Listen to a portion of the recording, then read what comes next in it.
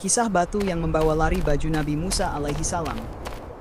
Orang-orang bodoh dari Bani Israel menuduh Nabi Musa memiliki penyakit bawaan yang dia sembunyikan di tubuhnya. Penyebab tuduhan ini adalah karena beliau menyembunyikan auratnya dan tubuhnya yang lain dari orang lain, karena besarnya rasa malu yang ada pada dirinya. Nabi Musa sangat pemalu, dan malu adalah akhlak yang mulia. Mereka telah berburuk sangka kepada Nabi mereka. Dan manakala Allah menginginkan para nabi dan rasulnya adalah orang-orang paling sempurna dan terbaik, serta dia berkehendak membongkar setiap kebatilan yang dituduhkan kepada mereka, sehingga bisa menghalangi orang-orang untuk mengikuti mereka. Maka Allah menjadikan batu itu terbang, membawa baju Musa yang diletakkan di atasnya ketika dia sedang mandi. Maka Bani Israel melihat Musa telanjang tanpa cacat, dan mereka mengetahui kedustaan para pendusta padanya. Nash Hadis. Bukhari meriwayatkan dalam syahihnya dari Abu Hurairah berkata bahwa Rasulullah Shallallahu Alaihi Wasallam bersabda, "Sesungguhnya Musa adalah seorang laki-laki yang pemalu dan menutup diri.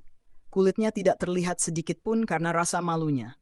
Di kalangan Bani Israel terdapat orang-orang yang menyakitinya. Mereka berkata, Musa tidak tertutup seperti itu kecuali karena cacat yang ada di kulitnya, bisa penyakit sopak, bisa karena kedua buah pelirnya besar atau penyakit lainnya."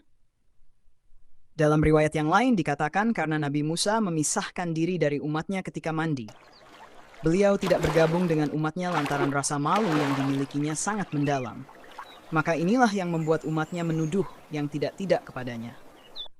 Dan sesungguhnya Allah berkehendak untuk membebaskan Musa dari segala tuduhan yang dialamatkan kepadanya. Suatu hari Nabi Musa menyendiri. Dia melepas pakaiannya dan meletakkannya di atas sebuah batu, lalu dia mandi. Selesai mandi, Musa menghampiri bajunya untuk mengambilnya dan memakainya. Tetapi batu itu berlari membawa baju Musa. Maka Musa mengambil tongkatnya. Orang-orang melihat Musa telanjang dalam bentuk ciptaan Allah yang paling baik. Allah membebaskan Musa dari tuduhan yang mereka katakan.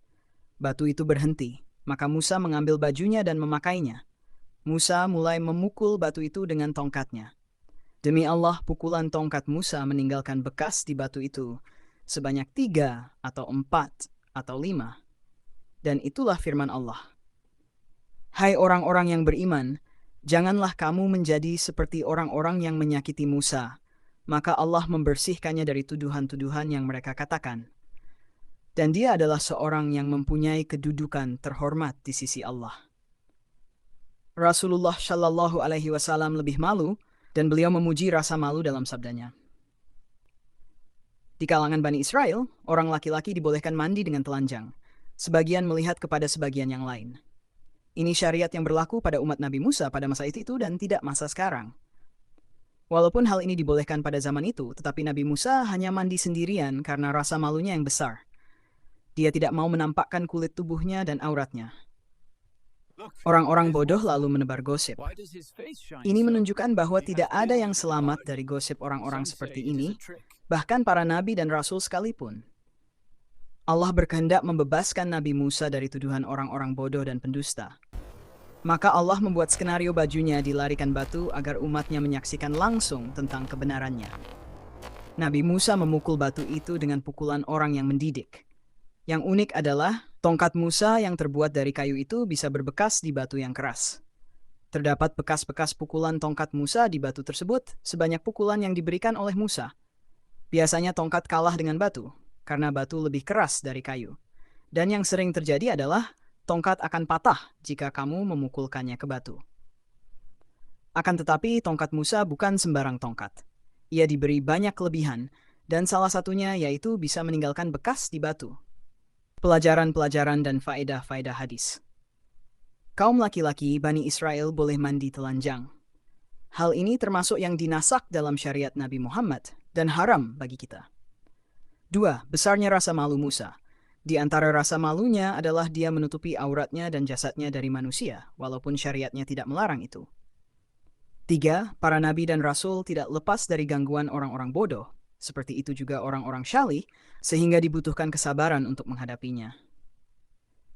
Allah membebaskan Nabi Musa dari tuduhan orang-orang bodoh dengan cara yang tidak disukai Nabi Musa, namun cara ini mujarab, syubhat pun lenyap.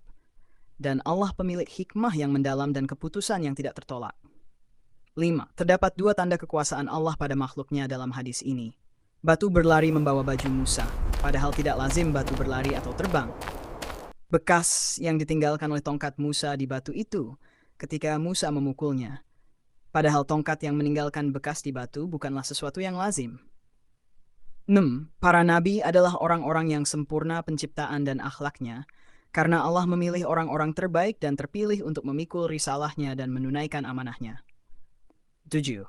Orang-orang terhormat dan pintar dalam kondisi terkejut bisa melakukan sesuatu hal di mana mereka melupakan kehormatan dan kepintarannya. Seperti Musa yang berlari di belakang batu dengan telanjang dan memukul batu untuk mendidiknya. Syariat Taurat tidak layak untuk dijadikan sebagai pedoman dalam setiap masa. Sebagian darinya ada yang layak untuk masa itu. Di antaranya adalah diperbolehkannya membuka aurat pada waktu mandi. Ini tidak layak di masa sekarang, sehingga Allah menasaknya.